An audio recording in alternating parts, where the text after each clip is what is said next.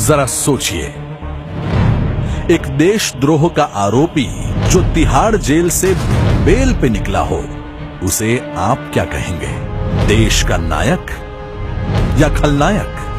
जरा सोचिए, जो गरीबी के खिलाफ तो लड़ता है केवल भाषणों से, और उन 60 साल पुराने कांग्रेस और 34 साल पुराने लेफ्ट के खिलाफ एक शब्द नहीं निकालता, जिन्होंने देश को सिवाय गरीबी और भ्रष्टाचार के कुछ नहीं दिया, और सिर्फ 2 साल पुरानी सरकार के सिर पर देश की सभी समस्याओं का टोकरा डाल देता है। तो ऐसे धर्मवीर को आप क्या कहेंगे?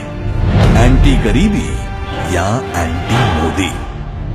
जरा सोचिए, जिसे हमारी सेक्युलर मीडिया मासूम, गरीब और निर्दोष प्रोजेक्ट करती है, पर जिसका केस अफजल, याकूब, इशरत जैसे आतंकवादियों का केस लड़ने वाले पर सेशन 5-5 लाख रुपए लेने वाले वकील लड़ रहे हैं, उसे आप क्या कहेंगे? मासूम छात्र या आतंकवादियों का दलाल? जरा सोचिए, जो देश के रक्षकों के घर तो कभी कैमरा लेकर नहीं गया, पर एक देशद्रोही के साथ सेल्फी खिंचवाने आधी रात को चले जाते हैं, उसे आप क्या कहेंगे? प्रेस या प्रेस्टिट्यूट?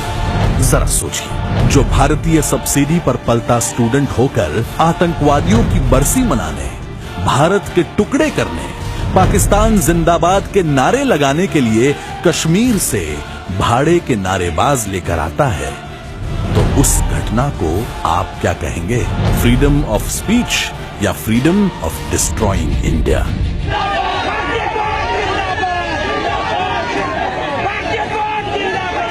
जरा सोचिए, जिसे कोर्ट ने संवेदनशीलता दिखाकर, युवा समझकर 6 महीने के लिए वार्निंग देकर रिहा किया है, वो रिहा होने के 2 घंटे में ही वापस अपनी औकात पर आ जाए, तो उसे आप क्या कहेंगे?